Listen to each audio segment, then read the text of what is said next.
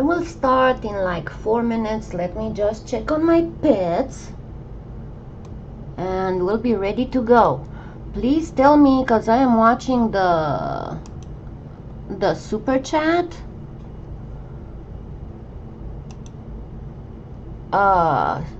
Hopefully everything works.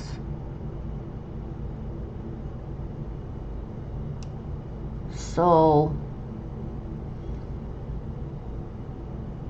tell me if you can hear me or if I have to do something else.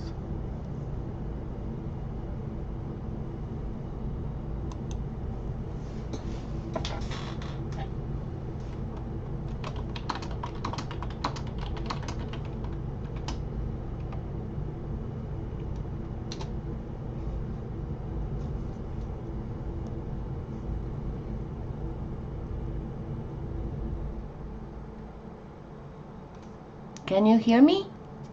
With delays, with no delays?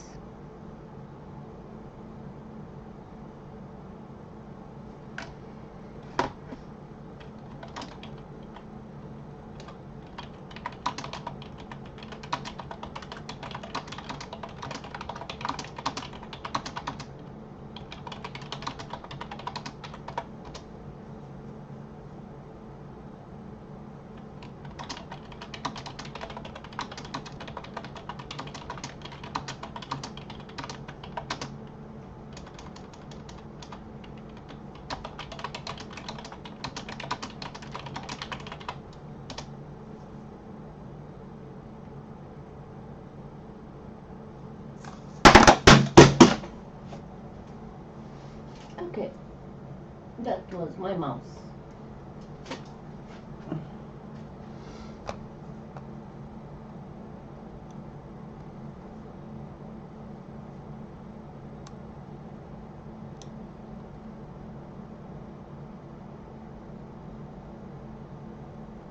I'll be right back.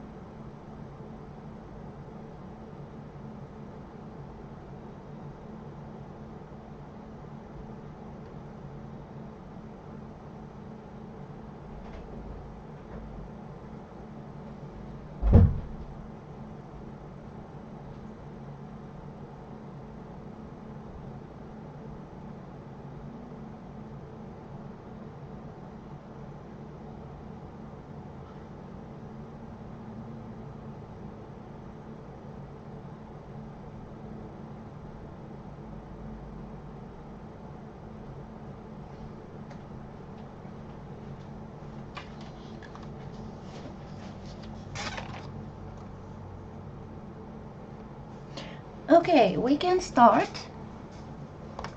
Let me bring my all right. Let me get this a little.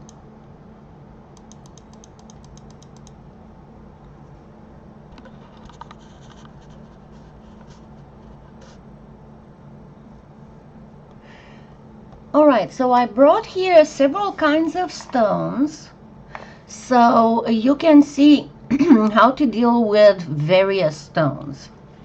I have here some bigger stones, and hold on, this one is one that has actual holes for wires. Then I have two sizes of tumbled gemstones. Let me actually turn off this autofocus because it's driving me nuts. So you can see how it is if you want to put up in your jewelry piece a bigger stone or a smaller stone. Now, depending on the size of the bigger stone, on some of them I wouldn't really advise to use them. It all depends on the shape they have. Like, see, this one does have kind of a flattened shape, but it's fairly big, so it would be kind of heavy on your neck, while something like this is a little bit smaller. What you have to look for is a flat face, because if you have a flat face, that's where you can put it on the clay. You can also use smaller ones, and again, what you have to look for is a flatter face, and for it not to be, the other faces not to be too raised. I mean, something like this, for example, wouldn't be too advisable, because even if it does have a kind of a flatter face, it's very raised. You have to think that you'll have to wear that jewelry. So anything that sticks out has the tendency to snag on the clothing. Now, if you have a regular faux stone, I will actually show you how to set in a normal faux stone, you know, like the turquoise that I made yesterday, or one of the aquamarines I made before, or how to set up one of these ones that were baked on the domed shape. So I just don't see anybody commenting, so let me just make sure that everything is working right.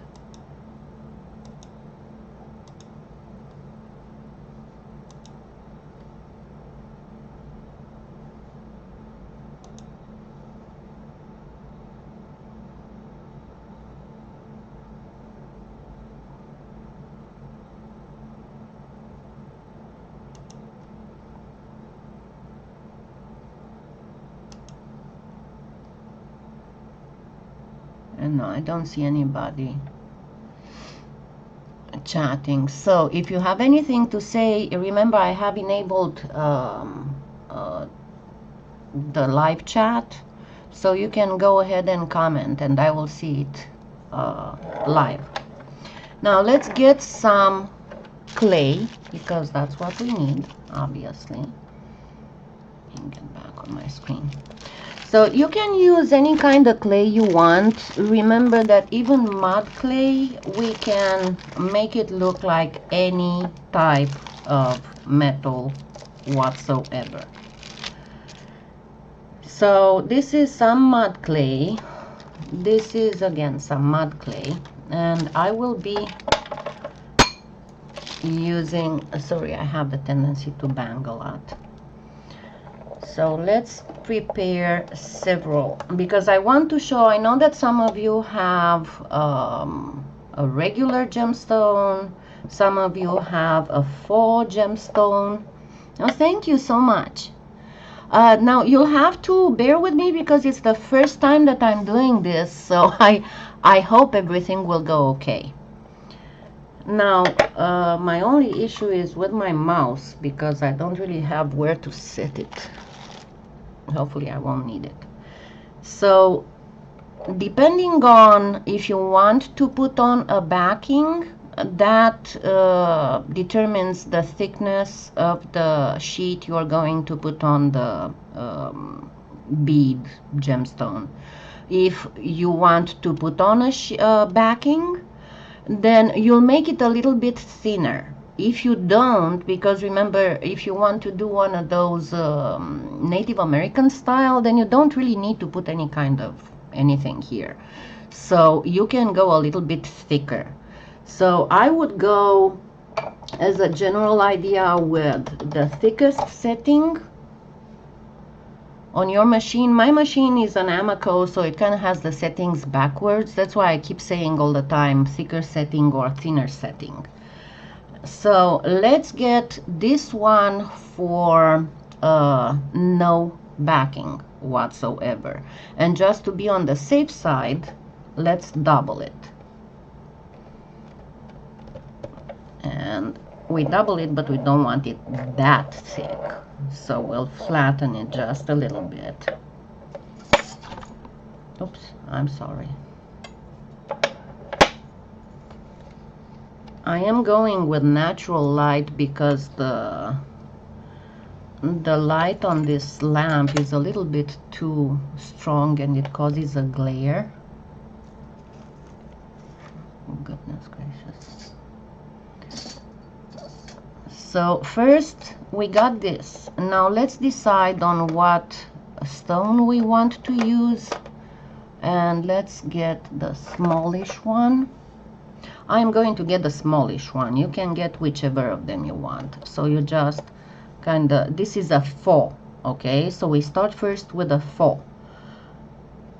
And because it's a faux and I'm going to go Native American style, I'm going to go with something that kind of follows the stone. Remember, that's how usually those are.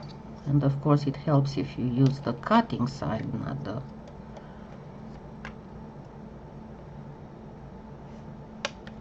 And you don't have to follow the stone all the way. You kind of can do a little triangle. So this will be the first one. Then I'm going to choose a regular gemstone. Let me find something that's more flattish. Okay, here's a Picasso jasper.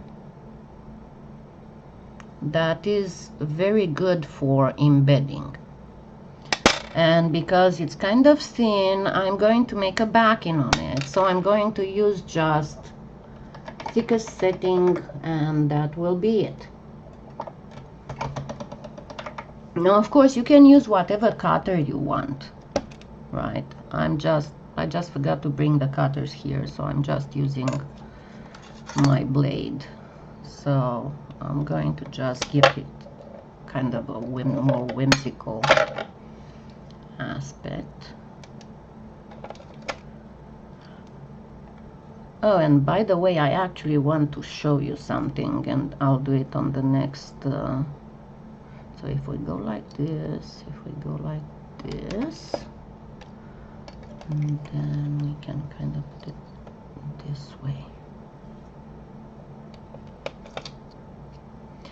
Now let's do something else, and actually let me turn on the light because I'm going on natural light and it's starting to get a little dark.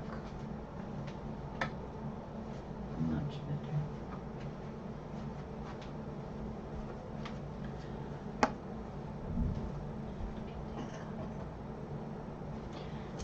Okay, let me show you something that is very important when you are using a transparent stone, because I had that asked from me before, and there is a very important thing that you must never forget.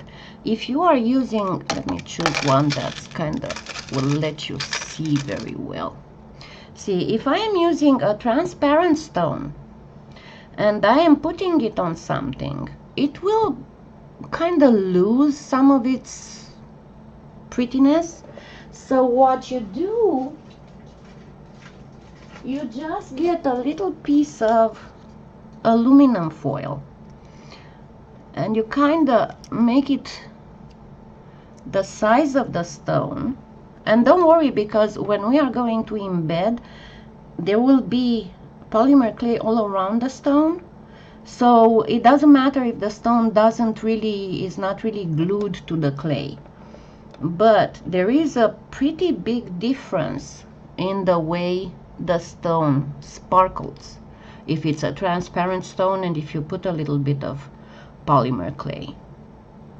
And thank you. I am glad that everything works. Let me make sure I don't lose the chat stream here. Okay, so let me choose. So we have a faux stone, we have a tumbled stone that doesn't have any kind of holes for wire, and then we have a stone that does have holes for wire. So let's see how we are doing with this one. Again, I am going to put a backing on this one. So I'm going to go just with the thickest setting. And because it's kind of roundish, I am going to use a cutter. Yes, I got one. Now, remember one of the tips that I talked about in a couple of the videos. When it comes to cutting very straight edges, so you don't have to go back and, you know, straighten and smooth your edges.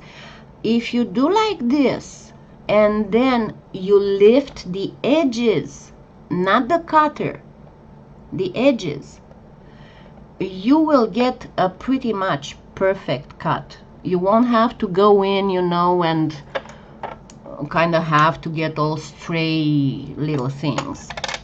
So what we do with the ones that have holes are actually pretty nice. And what I didn't put, what I prefer to work on, generally speaking, is not the glass, because if I work on the glass or even on an acrylic tile, it's kind of hard to move around. So what I do, I cut these, this is wax paper. And the good part is that you can put it in the oven and bake on it. So I like to just put my pieces on wax paper, and then when I have to work on them, I can, you know, just lift it and work on them and turn them around and all that. So what we are going to do with the wire one, and that makes it much easier to sit, is we get a little piece of wire.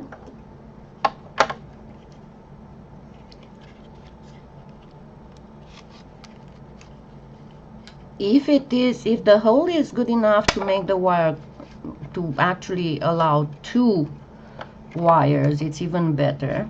But make it about 1/4 of an inch to 1/2 an inch longer on each side of the holes.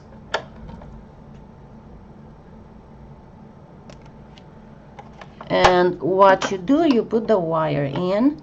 The thing is, whenever you put a wire in polymer clay, do not leave it straight, because if you leave it straight, it will have the tendency to slip out. And there are so few glues that actually don't attack the polymer clay and don't mess it up, that you'd rather not use glue, you know. So we have the wire like this. I hope you can see it.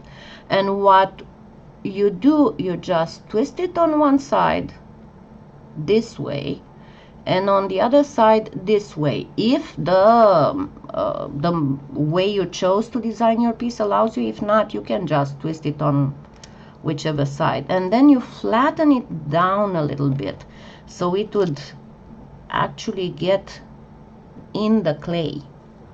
So whenever you will put anything on top of it, any clay on top of it, will practically hold it there. So you can actually do a little bit of bending.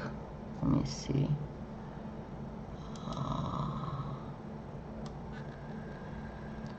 See, like this. So where it sits, it will be flat on the clay. And do the same on the other side. And that way it will not stick out at all, and it will sit flat on the clay. If you want, you can secure it ahead of time before you start working on other things. Just make sure that it's well on both sides, so it won't lift on one side when you press down on the other. make sure you fix it exactly where you want it to be. And you can get just an itty bitty piece of clay and just, you know, press it there to cover it up. Now, you've heard me talking about embedding a stone, and this will be the fourth one. Whenever you bake a faux stone on a dome, and let's get this one. Well, this one obviously will have to be filled, unless you're putting it on something that you also bake domed, like, you know, a necklace that you will also bake domed. Where's my mouse? Then if you put it on something flat, it's raining, you will have to fill it up. So first of all, get the measure of it. Don't start filling up, putting TLS on and then start filling up on it. You know, first of all, kind of measure it, because when you bake it this thin, it might, you know, twist and get out of shape. Hope there's no big storms. Now, if the power flickers and the live broadcast gets interrupted, don't go away, because I'll be right back.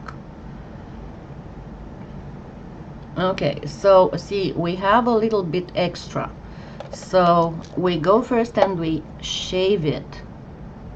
The same way as you would do with a cabochon mold. It's no more and no less. You just shave the excess because you don't want it to sit too high on the clay. The good part is that if you bake them, why I like to bake them as a thin sheet on a dome is because if I want to, like you've seen on the Navajo style bracelet, I can actually bend them to fit a bracelet, see? Because they are like this, you can actually go ahead and bend them, and then when they get hot, when you bake them again, they will stay bent. And that's why I prefer to do them this way, especially when it's a big one, because it's so much different than having to deal with, you know, much bigger and more rigid stone.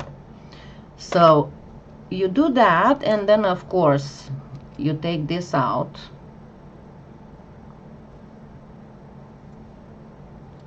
And then you use the TLS on it.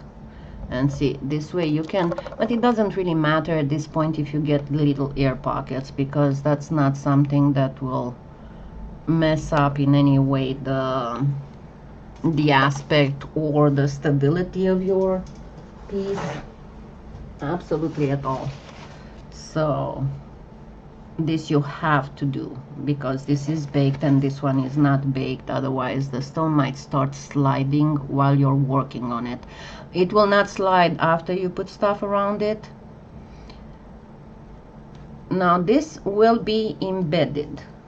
I will embed it in a minute, but let's go on all these, because even the ones that you've worked fairly nice and flat, there will still be an itty bitty space between the stone and the clay, and this is valid for absolutely all of them. Let me get this out of the way,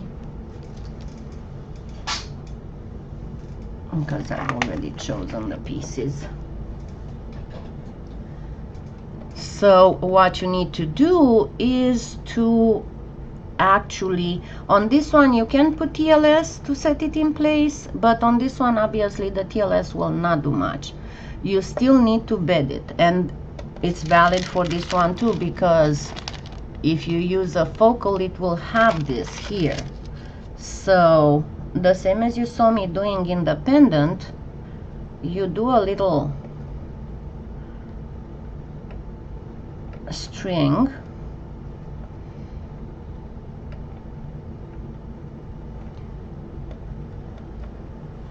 and then you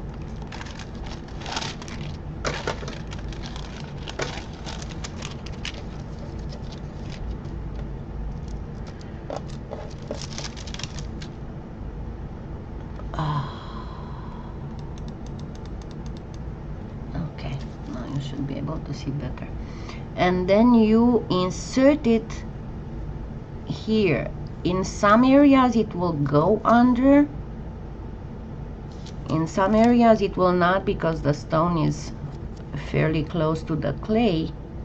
But what you do, you just get your, any sculpting tool will do it. I mean, even your X-Acto knife. You know, you push as much as you can, and you push down and under. And you do that no matter which of the stones you've chosen to use. Now, if you see here, I have a little bit of excess. So I'm going to trim it out, because I don't need, if I'm going to put an inset around the stone, I don't want it to be distorted by the bedding of the stone. So I'm going to remove all the excess.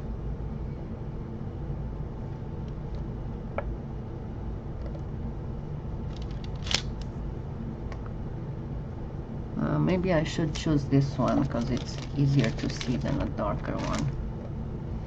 As everything else is the same, no matter what type of stone you've decided. The only thing is the wire thing, and the way you may or may not put TLS. Of course, the TLS will secure it a little bit more, but it's not a must.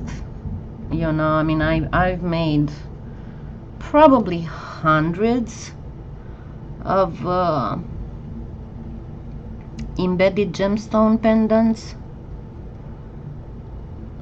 Unfortunately, I have none left at the house. They're all sold. Actually, I got a phone call. I have quite a bit of things in consignment at the local store. That's the only place where I sell stuff. I mean, as retailer. She's an old friend, so she kind of has exclusive selling rights on my stuff. And I probably need to make a few more.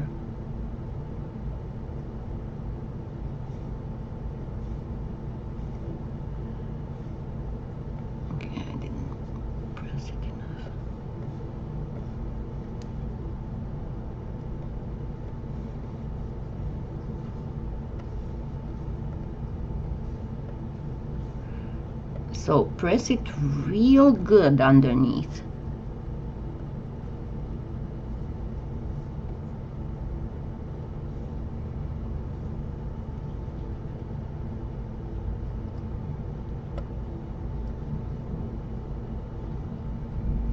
You can use, you've seen me, now this, why I always use this little paintbrush is mostly because I don't know what it is coated with, but it doesn't seem to be paint, because it doesn't flake off. I tried other paintbrushes and they will flake off, and if they are plastic they would start getting messed up. But I don't know what this one is coated with, some type of plastic that's impervious to the polymer clay, and that's why I keep using it as my small roller. So if you can find yourself something like that. And what is peculiar, see, I have these silicone tipped sculpting tools.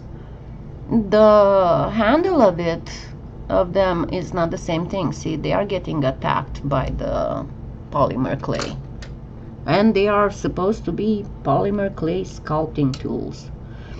So once you made sure that nothing actually comes out from under the, see, that's why I'm using these, so this wouldn't happen. So once you make sure that it's not coming out, let me do a close-up, a focusing thing. See, and it's not far off. Of course, I'm not doing a very good job. It's one of those, I'll show you how to do it, but I won't be able to do it very good because I cannot see that well. So once we have this set, so try and look from above, and when you look from above, make sure that there is none of the embedding clay is getting past the edge of the stone, because if it is, it will distort your inset. Now to do the inset, you can do a straight inset, and for that you get some clay. I like to go like on the thinnest setting on it because I'm putting more stuff around it, and you already have this, but you can go like on the second thinnest if you want. And you can go with a straight bevel, edge, not bevel because it's an inset, it's not a bevel. You can go with a straight, or you can go with a wavy one, but try to do it at an angle, because if you do it straight, it's going to, the moment you're trying to smooth it on the stone, and if it's straight, it's not at an angle, it's going to distort and kind of go like this, not go in a straight line. That's why you want the inset, like you have the stone like this. If the inset is straight, not cut with a little bit of a bevel like this, if it's straight, the moment you're going to start flattening it, it might start distorting this way, and your line around the stone will not be straight. You'll have to go back in and you'll have to fix that, because if you leave it like this, it's going to look not very nice. So we are going to cut like at a 45 degrees angle, and then you kind of go like this and like this. That's how you get your measure of how thick the bevel is supposed to be. I mean, you can go of course with measuring and all that, but that's how I do it on the, and if your thing just got a little bit distorted, just push it back and flatten. And always do this, don't push it like, pull it like this, because if you do, it might stretch it, and if it stretches it, it's going to change the width and you'll have problems. So put it with the bevel on the stone. And you can see now I got it a little bit too thick. I'm going to cut a little bit out of it.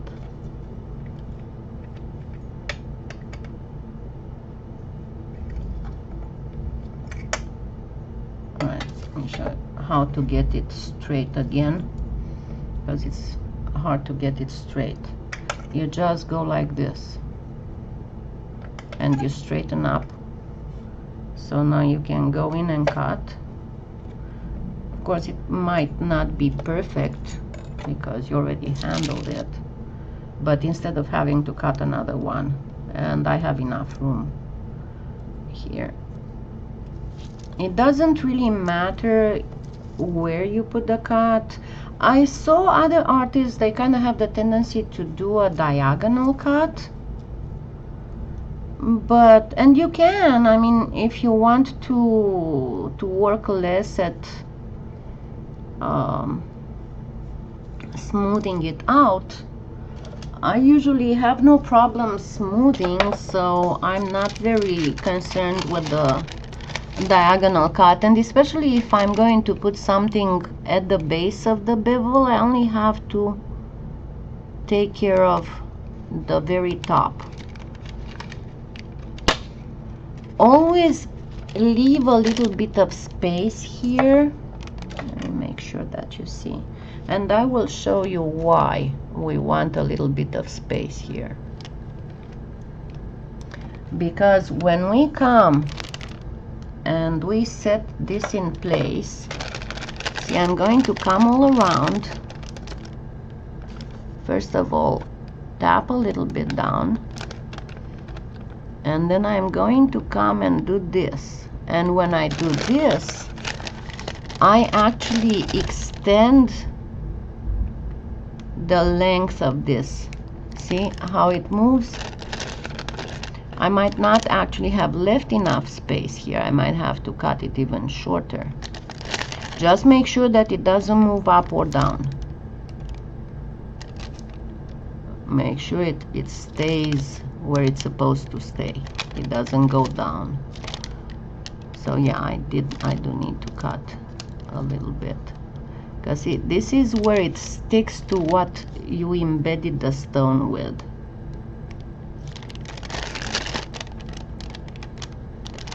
See, I need to cut just a pinch more.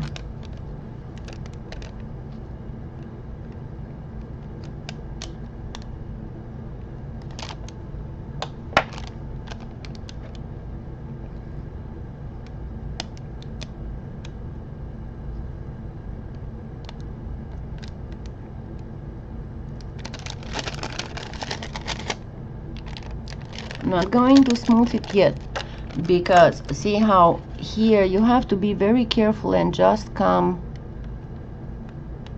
just a little bit at a time. Don't push all in one place. Just keep doing this, and if you keep doing this nicely, the clay will start shaping equally without forming any kind of folds.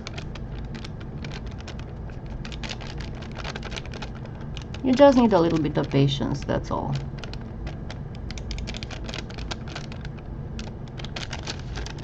See how it went around without folding, without anything. Now you come and again very gently you kind of pat it to stay in place, but don't press. It's a very crappy piece of clay. It's just mud clay. I should have chosen some silver. Let's see, I have a little thing that came out. And now you can go with your little roller and first smooth and blend here. You can actually use your finger a little bit, but again, don't press. You never press. You are always very, very gentle. You're caressing your clay, and then you go again very gently, because see how I have all these because it's a crappy clay, I have all these little ugly things, but these can all be fixed. So I go again and very, very gently I start smoothing. You can go like this first if you want a nice and smooth inset, and then slowly go like this. Don't press. Again, you're not pressing the clay down, you're just shaping it so it's like a caress on it. That's all you want to do. This is not metal to have to be bent in shape. It's polymer clay and it's very soft. And then you can just, you know, again, gently caressing.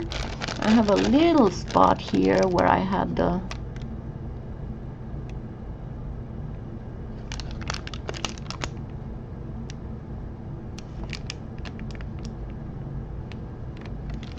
so again I am just gently caressing it.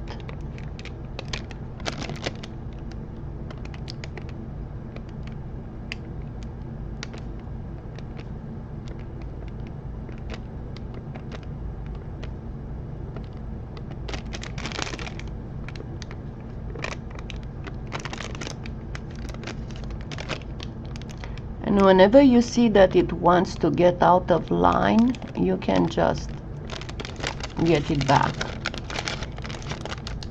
So there we go. We have a fairly nice, I hope you see it well. I just need to take my eyeglasses on and off.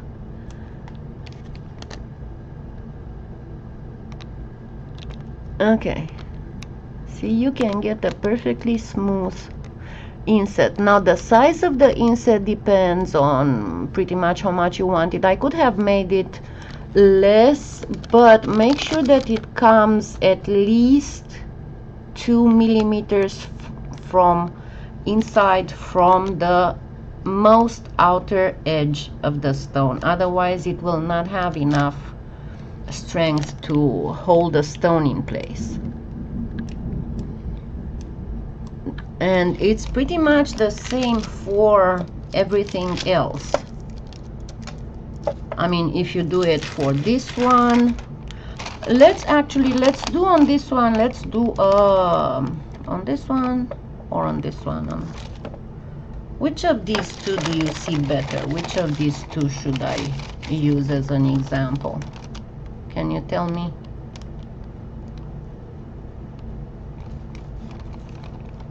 Because I want to show you how to do a wavy inset, and that's a little bit more tricky, and I'm not sure which of these stones you see better. Or maybe I should get some silver and put on this one. Let me get some silver and put on this one.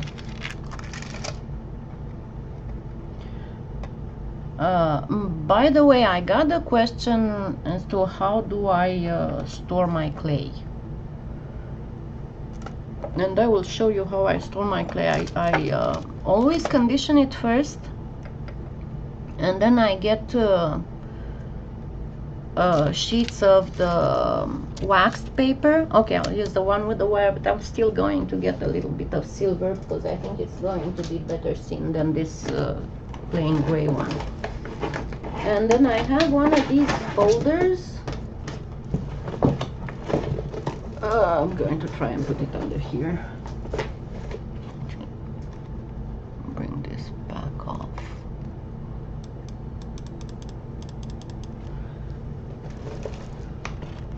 Okay, see?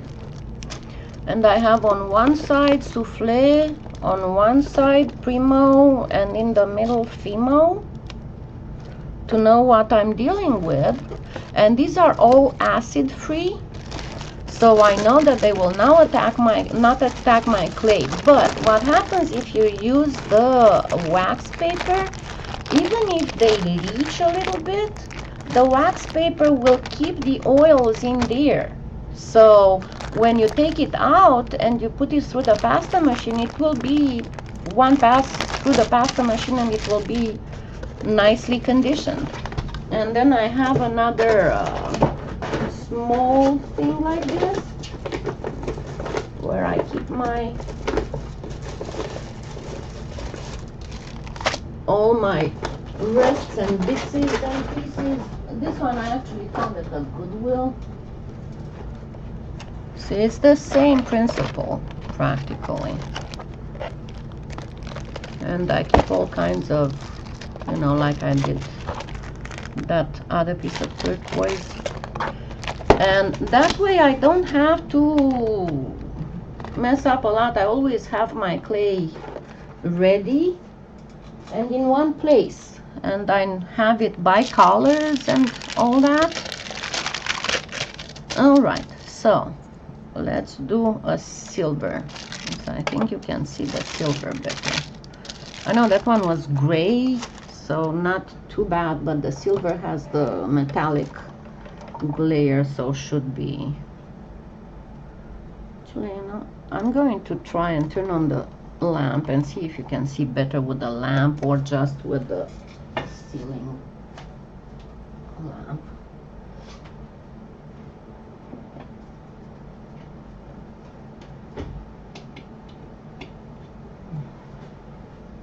Because what I am worried about is the glare, because I have that glass thing. Is it better like this? Can you see better than with the ceiling lamp, or is the ceiling lamp better?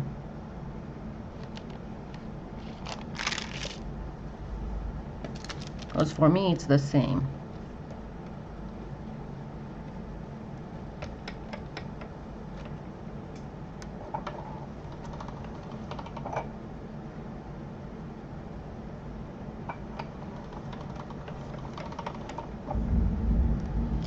Okay, I'm going to still use this for the bedding of the stone.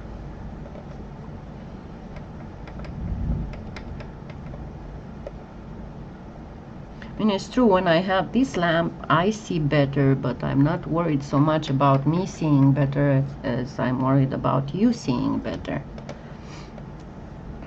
So I am going to, this is too thick.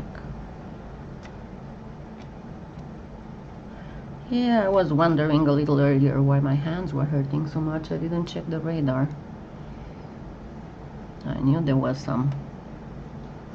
Okay, so let me turn that back on.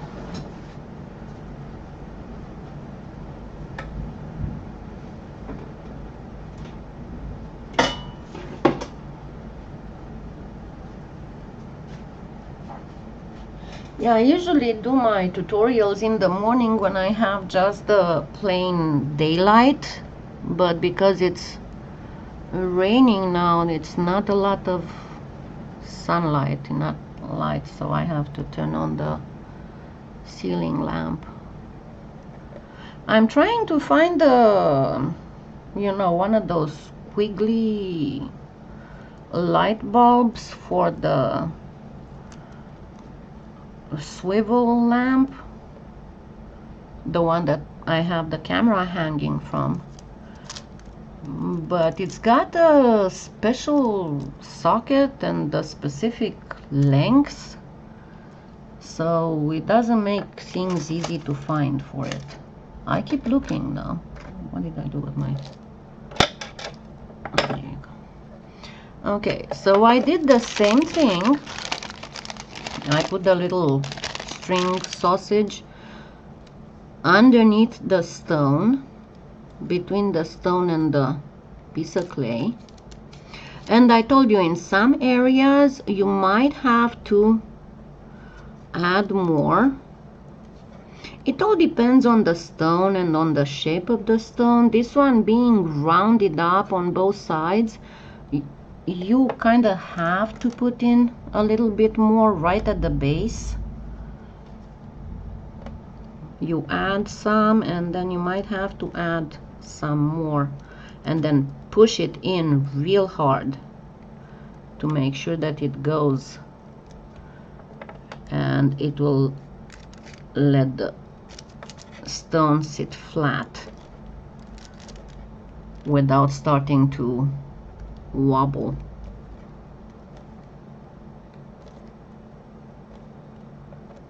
And see, why I wanted to make sure that my pets are okay is because if they are not, the two cats start walking around the house and giving speeches about how miserable they are and how their mama doesn't care about them.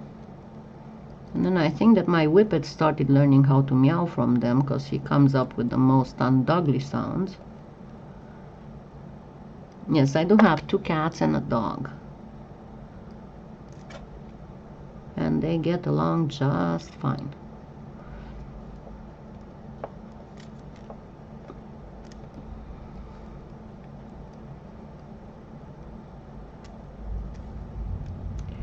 Okay, now I'll show you close up.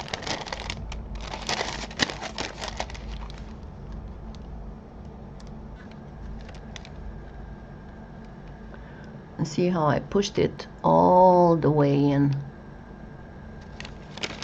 It's not a lot showing outside of the stone, so it will not deform the, I only have a little bit here, it will not deform the inset when I put it in. So I'm going to go in and remove just that little bit that I put in too much. And don't cut all the way down, because if you cut all the way down, you might get into the bed of polymer clay.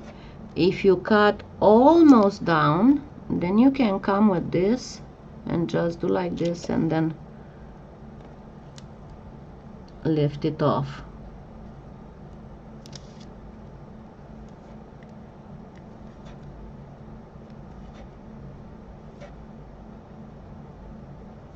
See, you do it like this, and then you can come in with the little mini roller, how I call this. And just make sure everything is tucked in nicely.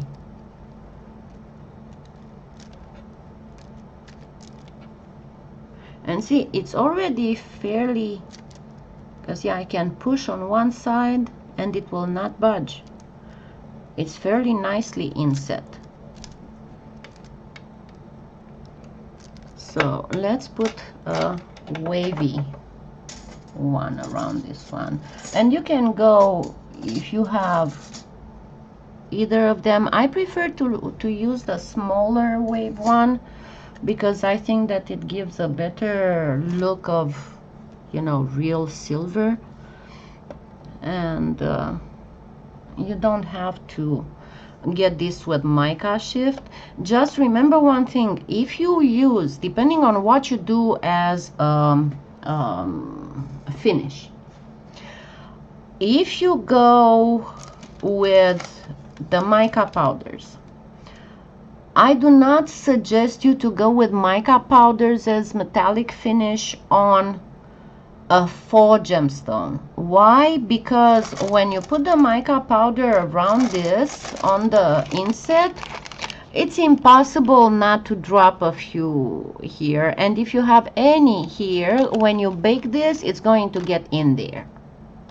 And it's going to be so hard to sand off, because you cannot, what you're gonna do, you're gonna just cut a 1/4 of an inch piece of sandpaper and just do this to remove all the if you have a faux one, I'd suggest you go with acrylic paint after you bake it. If you go with the wax like Inca Gold or something, remember to apply it before baking, because it will hold much better. If you apply it after baking, it will rub off, definitely rub off. So it will be the same thing with this one. You want to cut at an angle. Now make sure you choose the cutting edge, because these are a little bit harder to figure out which is the cutting edge, especially for old eyes. And again, you go at an angle.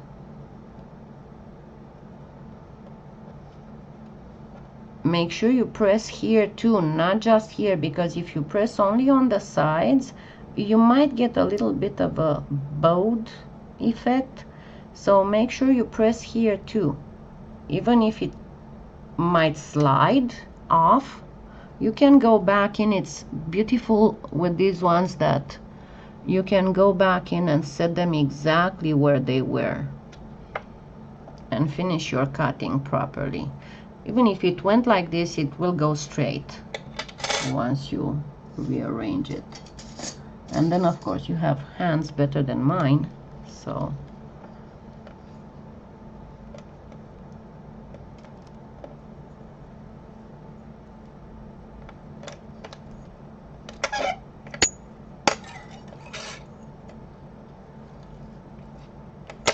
we want to make sure that it's straight. So again, we do that trick.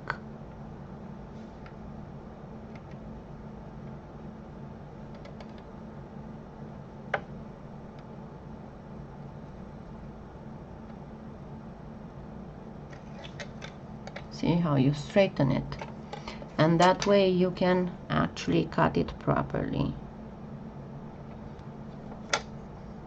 This edge doesn't matter if you cut it straight, if you cut it at an angle, because you're going to flatten it against the clay anyway. So I am way too much. I am way too high. See, it is way more than 2 millimeters from the side of the stone to the end of the inset bevel. Now see, when it's cut like that, see how on one side you can see the, let me get this closer. On one side you can see the wavy, but on the other side not so much, so that ensures that the polymer clay sits much better on the stone. So let me cut this a little bit shorter. I'm going to straighten it again.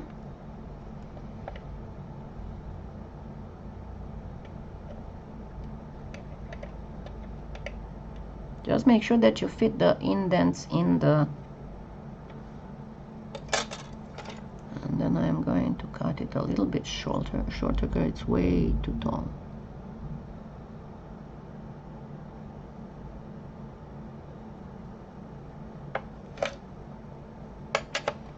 There we go. Now it should be just fine.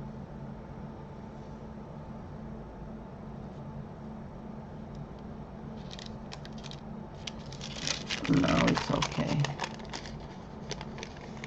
See, you look like this on the side. I'm trying to find my cursor.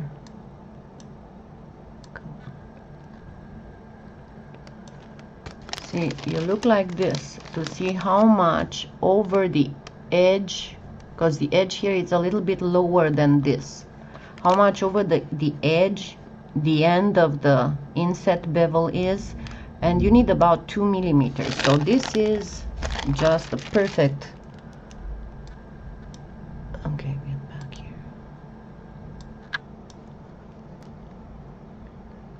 back close. Okay, didn't mean to get closer than this. I can get a little bit closer.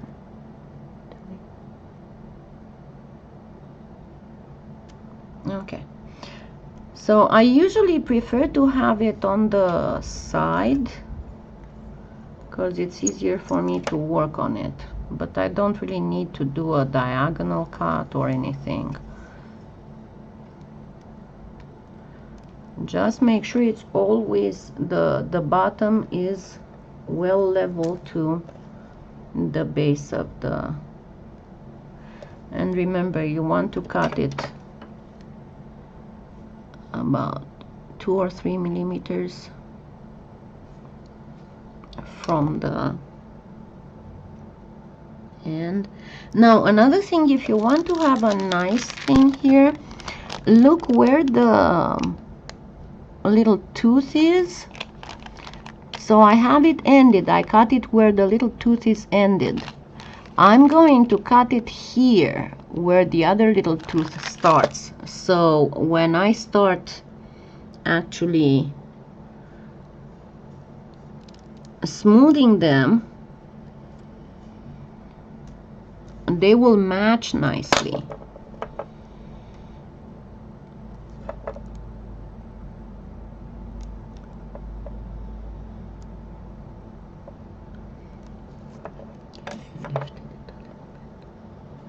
Sorry, I lifted it a little bit.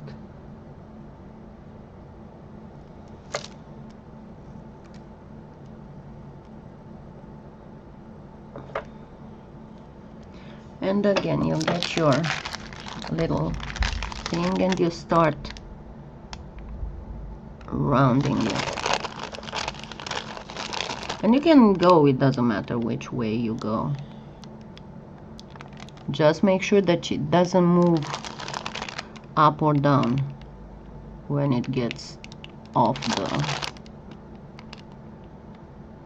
stone. See, now it wants to move down a little bit.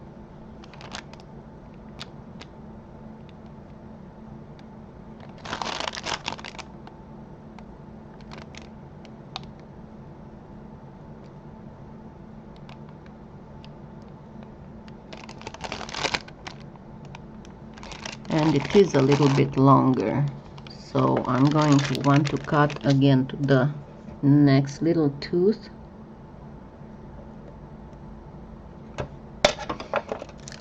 And try to blend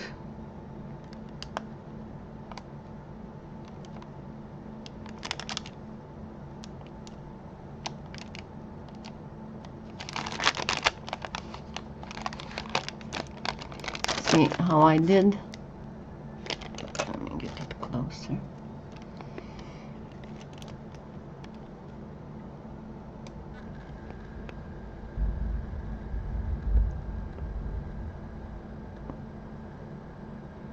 So the cut doesn't fall in between the little zigzag things. And now again we are going to start petting it. Just very, very gently. You know how they say that you catch more flies with honey? That's exactly the same thing. You just don't coerce it. You convince it.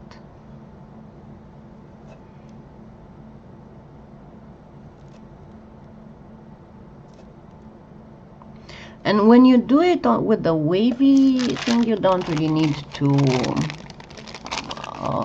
flatten it unless you really want to.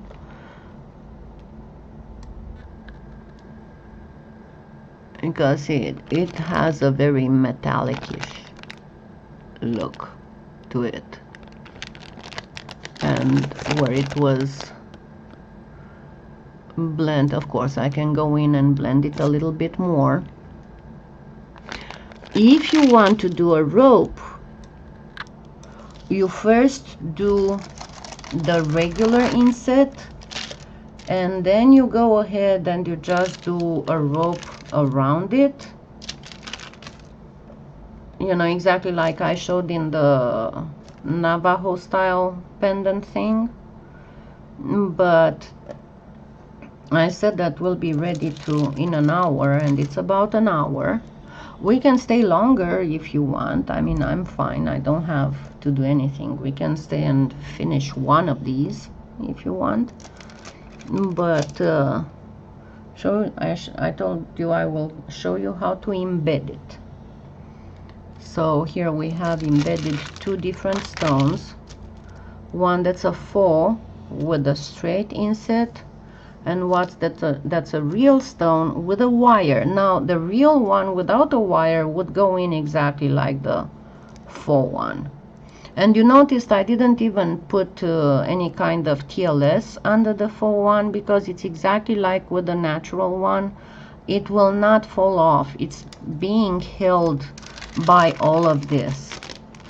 And you have the one that's underneath is stuck to the base, and then the one that's on the side, it's stuck to the one that's underneath it, and it will hold it. Besides, you can come along and you can do all kinds of other things, you know, like if you want to do an elven type thing, you can always come and do, you know, like a little spiral and connect it with the inset, and then you'll have even more control, even more polymer clay that's holding the stone in place. You can put little leaves, you can put some type of filigree. And actually I'm planning for next week. We have the carnelian. I will be working on it this afternoon. Then I will have the second part of the turquoise tutorial. Then after that will be I was thinking of doing soutache. Do you know what soutache is? Just because it seems to be so much in fashion, and I've seen so many pendants that one way or another have at least a little bit of soutache or soutache type stuff on them. So I thought, let's do a little bit of soutache, and you can actually do soutache without gemstones. You can go to the Dollar Tree store and get these. Then I lost my camera, I don't see myself. And get these. You know, don't get the bigger one. Try to look for the tiny ones, because these in soutache, they will look like gemstones. Especially, and actually with this one you can see exactly what I meant when I was talking about the aluminum foil. See how it looks, and because this is glass, this is very good transparent.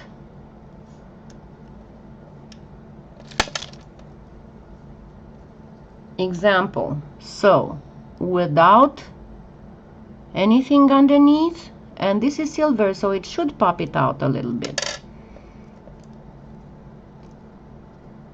with a shiny thing under it. See how it pops out more, it gives it an extra sparkle.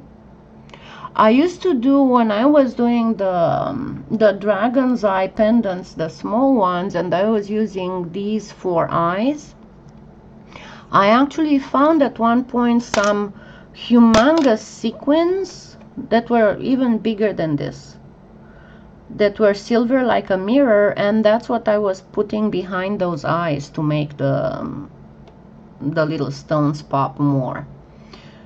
So that's why I thought we can do a little soutache thing, and I think it would be fun. I don't think it's a good thing for the Clay With Me Sunday, because it's very intricate, so I'll just show you how. But for the Clay With Me Sunday for next week, I was thinking to do a feather bracelet. You know, a bracelet that would be practically a feather, or at least half of one, and that would go kind of asymmetrical, like starting here, going like this, and then ending here, and would have a let me try and show you like this, and have the toggle clasp coming in an unusual way. So that would be like this, and then it would close with the toggle clasp like this, and then you'll have the feather starting kind of like here, but only on half of it, and going like this. I think that it would be a pretty fun project for a Clay With Me Sunday, if you like it.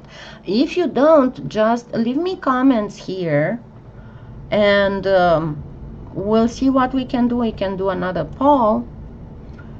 So we are over 1 hour.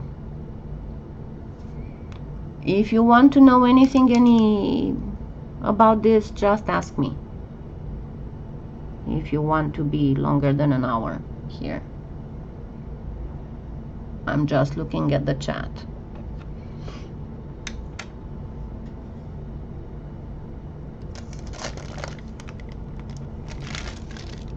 So I did the embedding part.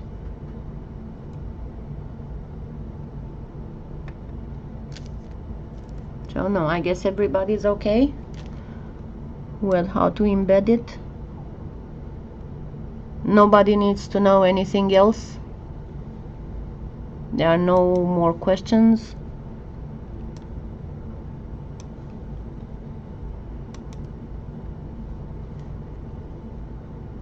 I'm waiting because I know there's a little bit of a delay between this and when it shows on YouTube, so I will be waiting. And if you have no more questions, then we will stop this and we'll see each other next Sunday.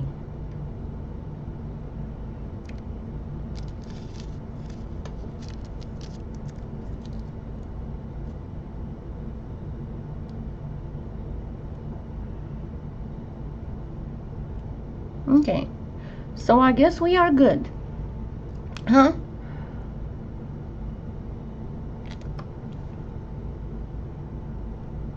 How can I? Well, do you want to use it just the clay without putting anything on it? Because the way that I deal with it, if I want to make it shine more like silver, you actually need to mix the silver with pearl, with white pearl. You know, the one that's in Primo Accents. I usually do kind of a half and half, and that's exactly what I did with the mica as well. I have my own little mix. I made actually like 2 parts. I'll show you.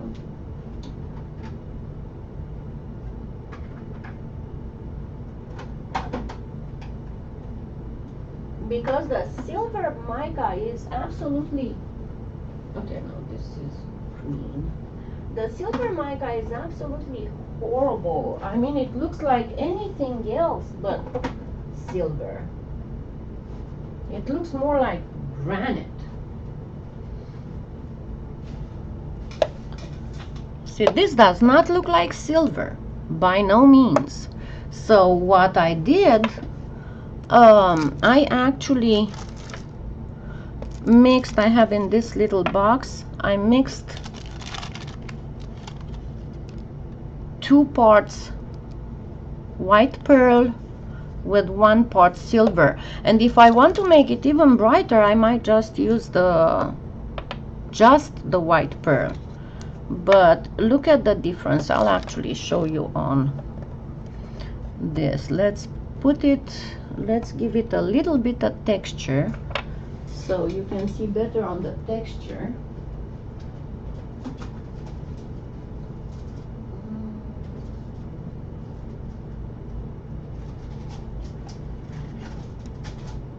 Okay, this should be a good texture to look for. I'm using just a plain weave texture of making, but it should show really nice the difference. Yeah, about the right size. The difference in how to use the mica.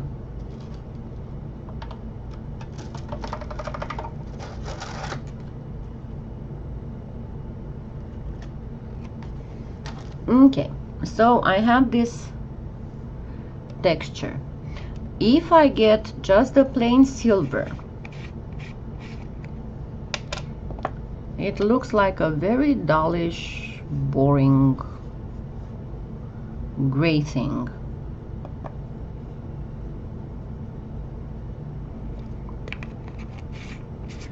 Then I will use that mix I made. I just keep it in an old medicine bottle.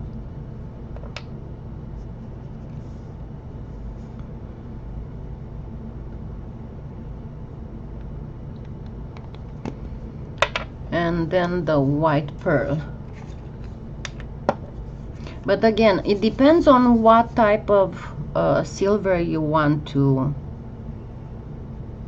imitate, if you want the newer kind or a more ancient. So let me get this in close up.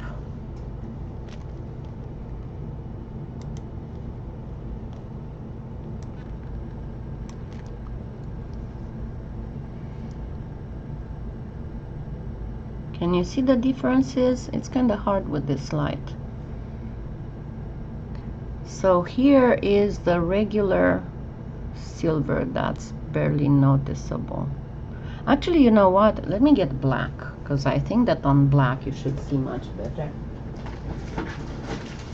Because if I use just silver on silver, it shouldn't show that good.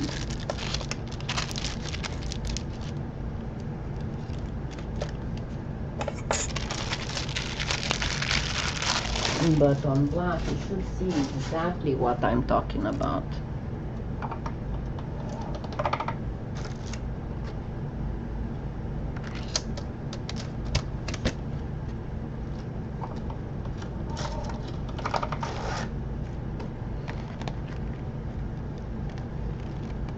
Okay, so silver,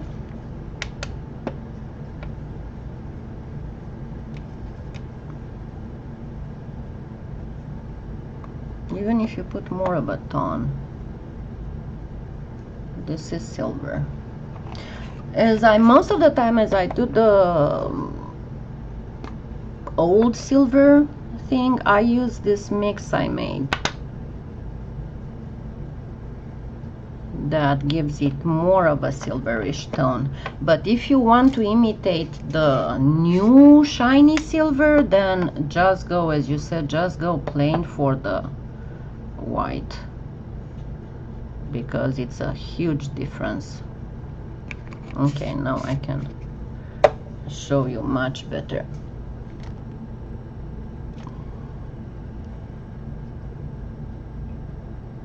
See the differences?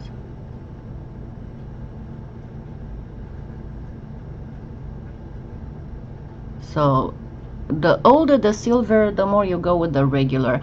And one thing that I do when I want to work on old patina thing, before I used to mix the silver with black, but now I just get granite, because the granite does exactly the perfect patina. I don't have to go back and do acrylic on it. It just shows perfectly as patinaed silver.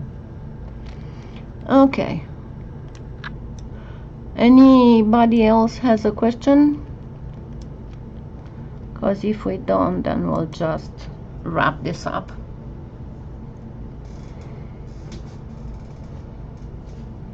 And remember, you can always ask me questions on the Facebook page and on my blog. The Facebook page is your best bet if you want a quick reply, because most of the time I'm around and I have a sound notification, so I should hear you. And when I'm not, I just have that I'm away. I'll get to you as soon as I get back. So I was thinking of making once a month answering in public questions, the same as I did the last time, and telling you my next plans. So keep the questions coming. So I guess everybody is okay with ending this now. We are like a quarter of an hour over. Anything else you want to know about the embedding the stones?